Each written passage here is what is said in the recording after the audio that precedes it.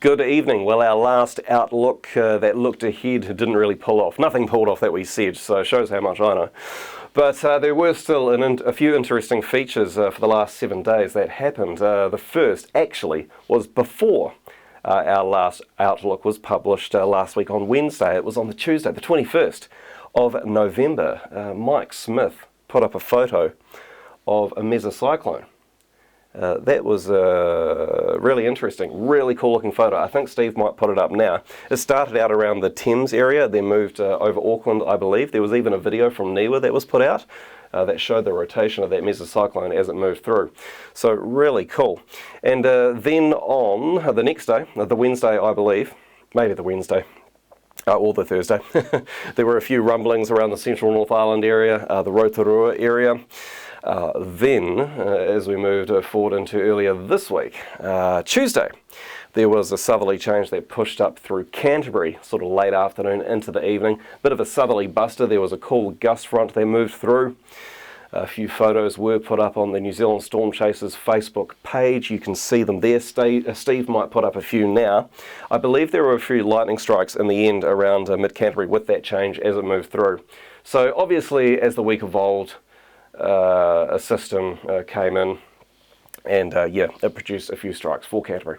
So let's look forward the next 7 days. Sunday, this weekend, 4 p.m. in the afternoon, there's a southerly change pushing up the east coast of the South Island. I know there's a low pressure system there and there's a lot of rain. It's all very interesting, but there's no thunderstorms here. There is only a chance of thunder down here. So northern central Otago, the Mackenzie country perhaps, inland South Canterbury up through to inland mid Canterbury. Yes, a southerly change is going to push through and it brings a risk of thunder. I don't think the risk is high. To be honest, I haven't really seen a clincher yet for Canterbury in terms of like a real high risk. But hopefully it'll come. But nonetheless, there is a chance there. On to Monday the 4th, 7 p.m. in the evening. So that area of instability there shifts up here now. There's a southerly airflow coming in like that. A southwesterly airflow on that side, west to southwesterly airflow. Those winds are converging. There's just enough cool air relative to the relative to the surface temperatures. They're just warm enough, and some moisture there. So a few showers kick up, and there could be a few heavy ones, maybe some thunder.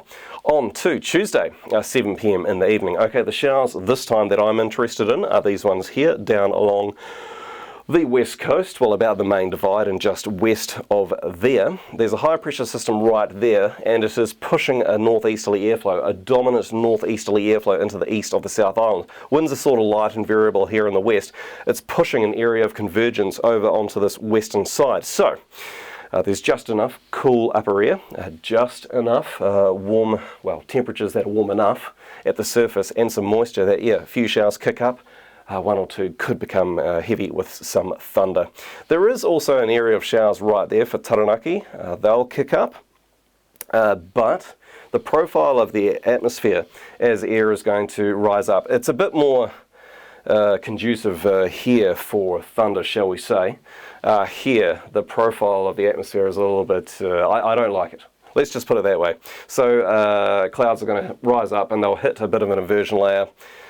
So yeah, definitely some rain or a few heavy showers, but thunder perhaps not. The clouds are not going to get high enough. Now the next map is for the same time, but it's just the winds, and you'll see that dominant northeasterly airflow coming out of that high pressure system there. I thought it was interesting to show this map, just to show the winds and how it pushes that convergence line. You can't really see it in this map too well. The next map you will.